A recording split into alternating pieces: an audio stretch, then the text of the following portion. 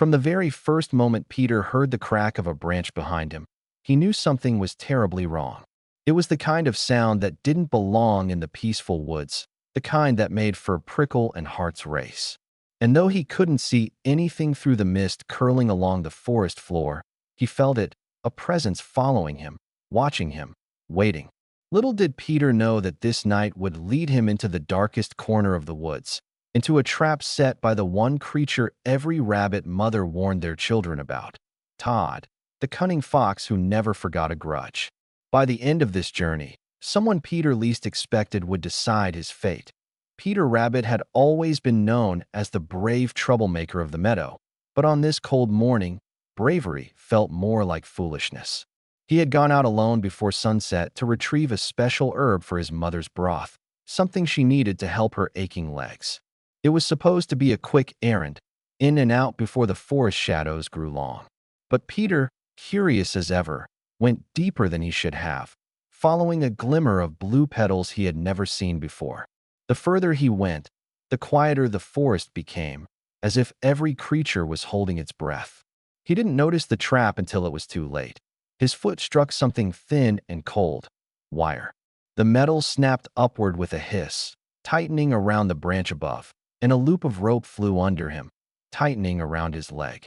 Peter tried to jump back, but the snare yanked him off balance, sending him tumbling onto his back. The rope pulled tighter and tighter, digging into his fur, lifting him little by little off the ground. Peter kicked, clawed, and twisted, but the trap held firm. Panic surged through him as he clawed at the dirt. He cried out for help, but no one answered. Only the echo of his own voice returned to him. The smell reached him before the footsteps did. A musky, sharp scent that made every instinct inside him scream. Todd the fox stepped out from behind a crooked oak, eyes glinting with cold satisfaction. Well, Peter Rabbit, Todd said slowly, circling him. You've saved me the trouble of chasing you today. Peter's heart hammered as he tried to stay composed. Let me go, Todd. I didn't do anything to you. Todd smirked, the kind of smirk that promised nothing but danger. You may not remember, but I do. That day you ruined my hunt. The day you made a fool of me in front of the whole forest. I said I'd get even. Peter swallowed hard, remembering the incident.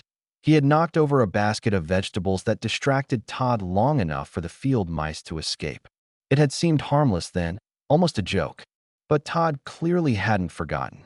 Night fell heavier around them, and Peter felt fear pressing on his chest like a weight. Todd didn't plan on eating him immediately. No, Todd enjoyed the waiting, the fear, the power.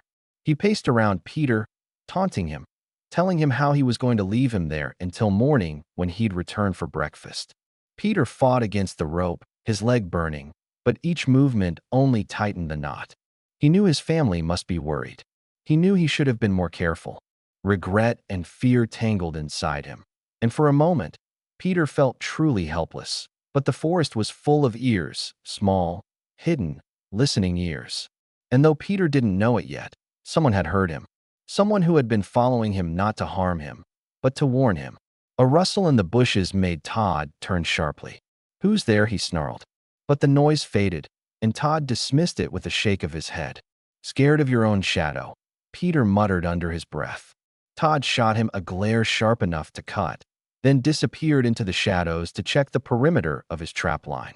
Peter hung there, trying to steady his breathing, trying to think. And then, a small whisper reached him. Peter, don't move. Peter's eyes widened. From behind a patch of ferns, a timid face peeked out, the last creature Peter expected. Cottontail, he whispered. His little sister stepped forward, trembling, but determined. She had followed him the moment he left home, worried about him wandering alone so late. Peter felt both guilt and relief wash through him. Cottontail tried to loosen the rope, but her paws were too small, her strength too little. I'll get Benjamin, she said quickly. Just hold on. Peter wanted to stop her. Todd was still nearby, but she darted away before he could speak. Minutes felt like hours. The moon rose higher. Peter could hear Todd humming softly somewhere, checking more traps, completely unaware that his plan was beginning to unravel. Cottontail returned with Benjamin Bunny, who came panting and holding a small knife he had borrowed from Mr. Stringer's shed. Benjamin climbed onto the branch and sawed desperately at the rope. Peter held still, trying not to wince as the fibers dug deeper. Just when the last strands began to weaken, Todd's silhouette appeared again. Benjamin froze, eyes wide. Cottontail gasped. Todd stepped forward slowly, savoring the moment. A family gathering. Peter felt despair punch him in the chest. Todd lunged. Cottontail screamed. Benjamin dropped the knife. Todd was too fast, too close. But then, something unexpected happened. Another figure leapt out of the bushes, slamming into Todd with surprising force, knocking him off balance. Todd snarled and rolled, snapping his teeth, but the attacker stood firm, growling back. It was Mrs. Tiggy-Winkle, the quiet, gentle hedgehog who washed clothes for half the forest, had followed Cottontail and Benjamin after spotting them running through the woods in panic. But she wasn't gentle now. Her quills bristled like 1,000 needles, and every time Todd tried to lunge for the rabbits, she blocked him, poking and jabbing at his nose until he yelped. Todd backed away, shocked and furious. "Back off, Todd," she barked, her voice fiercer than any of them had ever heard. With Todd distracted, Benjamin grabbed the knife and sliced through the last threads of the rope. Peter fell hard, but Cottontail rushed to support him. Todd glared at all of them, breathing heavily, tail flicking with rage. "This isn't over," he growled, but he limped backward, defeated for now. Mrs. Tiggy-Winkle didn't lower her quills until he had vanished entirely. Peter collapsed against the ground, shaking with relief. Cottontail hugged him tightly. Benjamin wiped sweat from his brow, and Mrs. Tiggy-Winkle put a warm paw on his shoulder. "You are never alone, Peter," she said softly. "Remember that." They helped him home, where his mother cried with relief and scolded him for his recklessness. Peter apologized deeply, understanding now how close he had come to losing everything. Not because of mischief, but because he underestimated danger and overestimated his independence. He realized how blessed he was to have friends and family who would risk themselves to save him. When the sun rose the next morning, Peter sat quietly outside the burrow, reflecting. He looked toward the woods where Todd's trap had nearly ended him. But instead of fear, he felt gratitude. Gratitude for Cottontail's courage, Benjamin's loyalty, and Mrs. Tiggy-Winkle's unexpected bravery.